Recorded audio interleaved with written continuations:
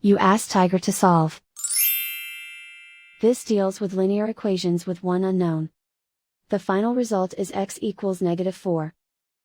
Let's solve it step by step. Simplify the expression. Group the coefficients. Convert the integer into a fraction. Combine the fractions. Combine the numerators. Group all constants on the right side of the equation. Add 2 to both sides. Simplify the arithmetic.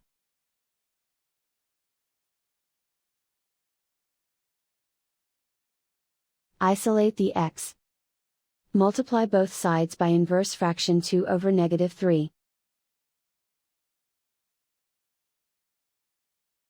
Move the negative sign from the denominator to the numerator.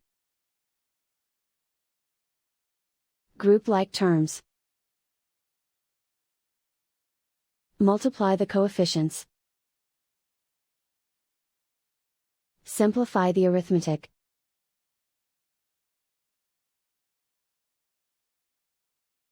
Move the negative sign from the denominator to the numerator. Multiply the fractions.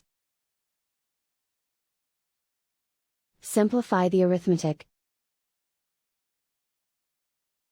And so the final result is x equals -4.